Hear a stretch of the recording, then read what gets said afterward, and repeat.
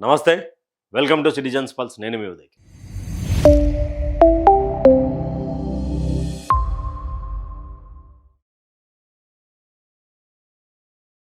కేటీఆర్ ఒక లేఖ రాసి దాంట్లో అయ్యా జర రైతులకు సంబంధించినటువంటి కొనుగోళ్ల విషయంలో జర జాప్యం చేయకూరి, ఆ జాప్యానికి సంబంధించినటువంటి విషయంలో జర ప్రభుత్వం చొరవ చూపించండి, జర ప్రభుత్వం దీని మీద పట్టించుకోండి అని ఒక లేఖ రాసిండు. దాని మీద ఆయన ప్రెస్ మీట్ ఉడకబెట్టారు. ఆ ప్రెస్ మీట్లో అన్నీ కలిపి మాట్లాడుకుందాం. తర్వాత కే తా భారత రాష్ట్ర సమితి కె తారక రామారావు 21 మే 2026 శ్రీ రేవంత్ రెడ్డి గారు ముఖ్యమంత్రి తెలంగాణ రాష్ట్రంలో 9.5 ఏళ్ల పాటు కొండంత ధైర్యంతో బతికిన అన్నదాత ఇవాళ ఆత్మవిశ్వాసం కోల్పోయి రోడ్డున పడ్డాడు. 6 దశాబ్దాల పాటు పడ్డ కష్టాలు శాశ్వతంగా తీరిపోయాయని సంబరంగా సాగు చేసుకుంటున్న రైతు నోట్ల కాంగ్రెస్ అధికారంలో రాగానే మట్టి కొట్టింది. రైతుకు రక్షణగా కేసీఆర్ అమలు చేసిన ఒక పథకానికి గత 2.5 ఏళ్లుగా పాతిరేసిన మీరు మీ చేతకానితనంతో అన్నదాతను వెన్నువేర్చారు. ఇవాళ మీ అరాచక పాలన ఆనవాళ్లు పరాకాష్ఠకు చేరాయి. అష్ట కష్టాలు పడి పండించిన పంటను కొనే దిక్కు లేక 2 నెలలుగా రైతులు కొనుగోలు కేంద్రాల్లో ఆర్ధనాదాలు చేస్తున్నారు. చేతకాని మీ సర్కార్ నిర్వాహకం వల్ల తెలంగాణ వ్యాప్తంగా ఏ మూలన చూసినా ఈ రోజు రైతులు నిత్యం ధర్నాలు, రాస్తారోకలు, నిరసనతో ఓరెత్తిస్తున్నారు. పంట అమ్మకుందామనే ఆశతో వచ్చిన రైతులు రోజులు తరబడి పడిగాపులు పడలేక కొనుగోలు కేంద్రాల్లో గుండె పగిలి కుప్పకూలుతున్న మీ సర్కార్ చిమ్మ కొట్టినట్టు కూడా లేదు అంటూ కూడా ఒకటి రాసిండు. బీఆర్ఎస్ హయాంలో సంబరంగా సాగిన సాగును కష్టాల కడిలో ముంచెత్తిన అంటూ కూడా, అంటే 25 లక్షల చొప్పున పరిహారం ఇది రాష్ట్రమంతా రైతులు నిరసన హోరెత్తిన ఈ తరుణంలో 23న నిర్వహించే కేబినెట్ సమావేశంలోనే లెంపలేసుకుని దిద్దుబాటు చర్యలు చేపట్టండి.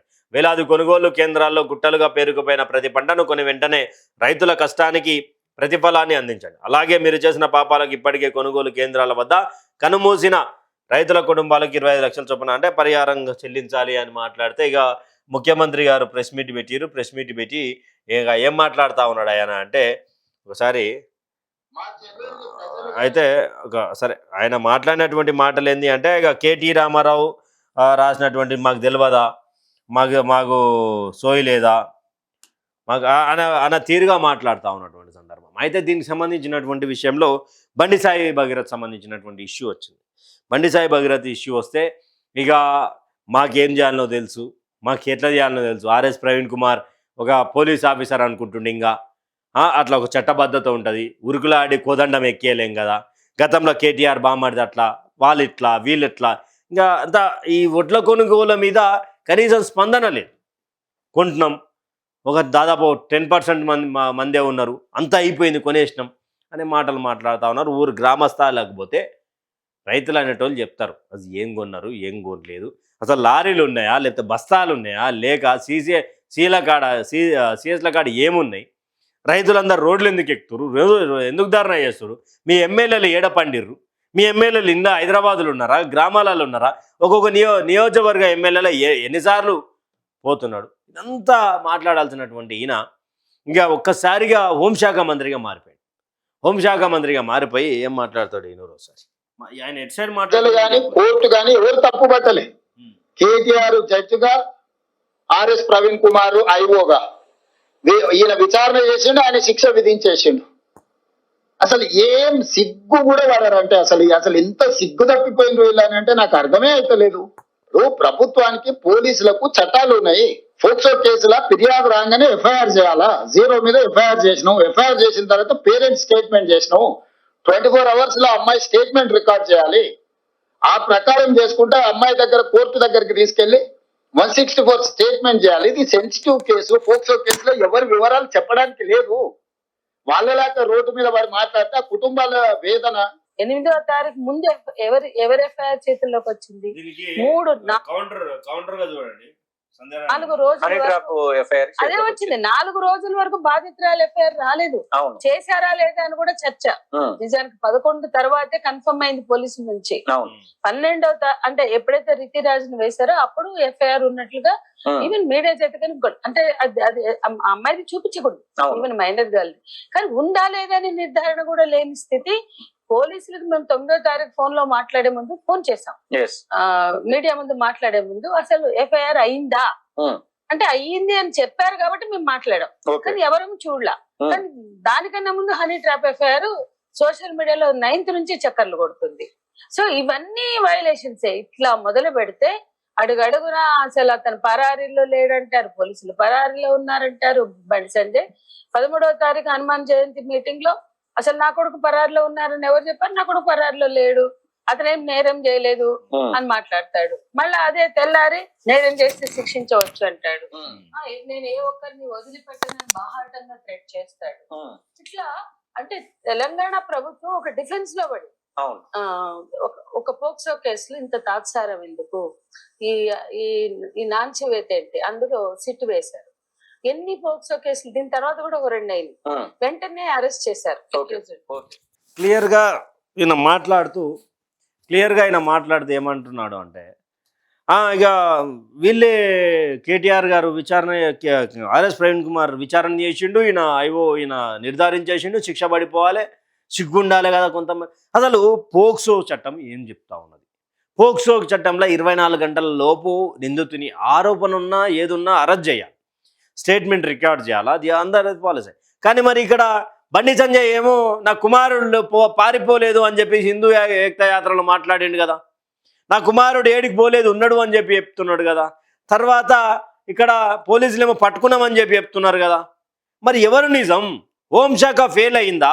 హోంశాఖ మంత్రిగా ఉన్నటువంటి మీరు చెప్పింది నిజమా, లేకపోతే బండి సంజయ్ చెప్పింది నిజమా? వడ్ల కొనుగోలు విషయంలో మాట్లాడండి అంటే నేను ఇదే మాట్లాడతా.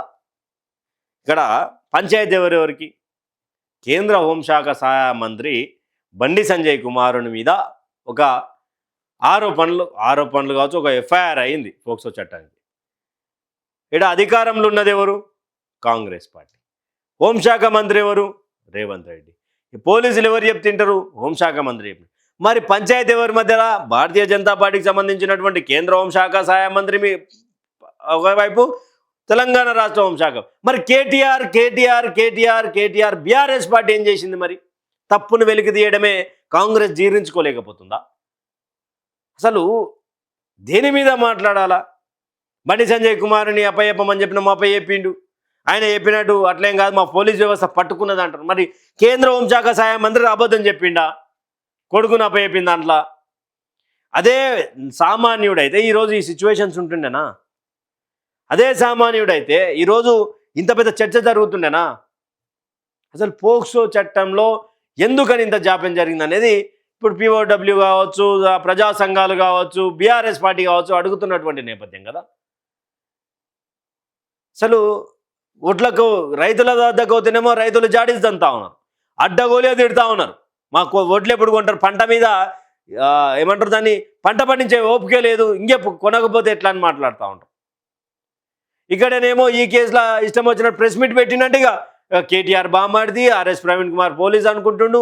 ఇక వాళ్ళు వీళ్ళు అది నోటికి వచ్చినటువంటి మాటలు ముఖ్యమంత్రి గారు మాట్లాడుతూ అంటే ఏం చెప్పాలనుకుంటున్నారు? రైతులకు ఏం చెప్పాలనుకుంటున్నారు? ఇక వైపు అడుగుతున్నటువంటి బాధితులు ఎన్ని కష్టాలు పడితే ఎఫ్ఐఆర్ అని చెప్పింది వాళ్ళు మాట్లాడుతున్నారు. 3 నెలల తర్వాత తీసుకున్నారు కేసు, ఆత్మహత్య యత్నం చేస్తా, ఆత్మహత్య చచ్చిపోతాం మోడీ ముందల అంటే కేసు ఫైల్ చేసినటువంటి సందర్భం ఎన్నో లుచుగులు ఉంటాయి దీంట్లో.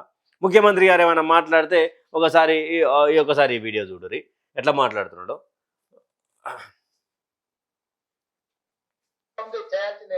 ఇంకా సమయం ఉంది. ఆల్మోస్ట్ ఇప్పుడు 45 లక్షల మెట్రిక్ టన్నుల దాకా సేకరించినాము. 20% ఇంకా బ్యాలెన్స్ ఉన్నట్టుంది. 20% కూడా డెఫినెట్ గా సేకరిస్తాం.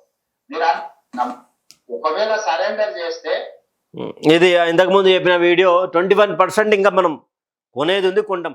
అసలు 79% ఏడో కొన్నారు అనేది క్వశ్చన్ మార్క్ సార్. ఇక్కడ కేటీఆర్ లేఖ రాయడం, దాని మీద ఈయన స్పందించడం బాగానే ఉంది. కానీ 79% ఏడ కొన్నారు? రోడ్ల 21%లోనే ఇంతమంది ఉంటే 79%కి సంబంధించినటువంటి ధాన్యం ఏడ కొనుగోలు జరిగింది? ఏ కొనుగోలు కేంద్రాలలో కొన్నారు? ఇంకొకటి ఇక చూడు, ఇక వాళ్ళ పిల్లగాన్ని వాళ్ళ ఇంట్లో పెట్టుకొని పోలీసులను పిలిపించి అప్పచెప్తారు. అప్పచెప్పాను మీ ఇల్లా నా ఇల్లా? రోడ్డు మధ్యలో పోలీసులు నాకబందీ చేసి వెహికల్స్ ని చెక్ చేస్తున్నప్పుడు అప్పా జంక్షన్ లో బండి భగీరథ పోలీసులకు చిక్కిండు. ఇది మా పోలీసులు నాకు చెప్పింది. నిజంగానే అతన్ని సరెండర్ చేసేది ఉంటే అతను ఎక్కడున్నాడు అక్కడికి ఈడ మా అబ్బాయి ఉన్నాడు, మీరు వచ్చి పోలీసులు ఇతన్ని సరెండర్ చేసుకోండి అని చెప్పిండ్రు అనుకోండి, అప్పుడు మనం సరెండర్ అనుకోవచ్చు. రోడ్డు మధ్యలో పోలీసులు అతన్ని కస్టడీలోకి తీసుకొని మేము అరెస్ట్ చేసినాం అని పోలీసులు చెప్తుంటే నేను పోలీసుల మాట నమ్మాలనా లేకపోతే రాజకీయ నాయకుల మాట నమ్మాలనా మీరు చెప్పండి. ఇప్పుడు మీరు రాజకీయ నాయకులు కదా, మరి మీరు చెప్పింది నమ్మాలనా పోలీసులు చెప్పింది నమ్మాలనా? సరెండర్ అంటే మీరు మంచి పాయింట్ పట్టారు. ఇప్పుడు ఆయన పోతుంటే సడన్గా తెలంగాణ పోలీస్ అకాడమీ కాడ వాళ్ళ ఇల్లు ఉందా, నా ఇల్లు ఉందా, మీ ఇల్లు ఉందా, పోతుంటే చెకింగ్ చేస్తుంటే పట్టుకున్నారు, దొరికిండు అని చెప్పిండు, బాగుంది. మరి లాయర్లు అట్లా మాట్లాడుతున్నారు, మరి మీ పోలీసులు ఏం చెప్పారు, మీరు పట్టుకున్నారని చెప్పారు కదా. అసలు తెలంగాణ రాష్ట్రంలో ఏం జరుగుతుంది సార్? ఓవైపు ధాన్యం కొనాలని చెప్పేసి రైతుల రోడ్ల మీదకి ఎక్కుతారు, ఓవైపు న్యాయం కావాలని చెప్పి బాధితులు బయటకు వస్తున్నారు, ఒకవైపు ఇందిరా మిల్లు కోసం పోతే కొంతమంది శారీరక సుఖాలు కావాలని చెప్పి వేధిస్తుంటే వాళ్ళు బయటకు వచ్చి కంప్లైంట్లు చేస్తే ఆత్మహత్య చేసుకుంటామని చెప్పేసి వాళ్ళు బయటకు వస్తారు. భూముల కోసం భూములు కోల్పోయినటువంటి బిడ్డలు ఎంతోమంది ఎన్నో ప్రాంతాలల్లో వాళ్ళందరూ బయటకు వస్తున్నారు. అంటే ఈ రాష్ట్రంలో ఏం చేస్తూ ఉన్నారు, అసలు ఈ రాష్ట్రంలో ఏం జరుగుతూ ఉన్నది, ఎవరికి న్యాయం జరుగుతూ ఉన్నది? ఉన్నోనికి ఒక న్యాయం, లేనోనికి ఒక న్యాయమా? పేదలకు న్యాయం దొరుకుతుందా? అసలు అన్నీ కూడా మాట్లాడాల్సినటువంటి సందర్భం సార్. మీరు ఏదో మైక్ ముందలు వచ్చింది, ముఖ్యమంత్రిగా హోంశాఖ మంత్రిగా ఉన్నారు, మీరు మాట్లాడుతుంటే 10 మందికి మార్గదర్శనం కావాలి. మీరు వచ్చి తిట్ల పురాణం పెట్టుకోకుండా కాదు. కేటీఆర్ అనుడు, కేటీఆర్ అసలు బండి సంజయ్ ఇష్యూ కాంగ్రెస్ పార్టీకి మీకు బద్ధశత్రువులు కదా మీరు. మీ మల్లు రవి గారు కానీ మీరు అంతా ఎందుకు వెనుకొసుకొచ్చే ప్రయత్నం చేస్తున్నారని అడుగుతా ఉన్నది తెలంగాణ సమాజం, అర్థమవుతా ఉన్నది సమాజం ముందు. ఇలాంటి పరిస్థితులు ఎందుకు వచ్చినాయని కూడా క్వశ్చన్ చేస్తూ ఉన్నారు. మరి ఏం దీని సమాధానం ఏం చెప్తారు? ఈ యొక్క కేటీఆర్ లేఖపై, రేవంత్ స్పందనపై మీ యొక్క అభిప్రాయాన్ని కామెంట్ సెక్షన్లో కామెంట్ చేయండి. Thank you for watching. Stay tune with citizens pulse.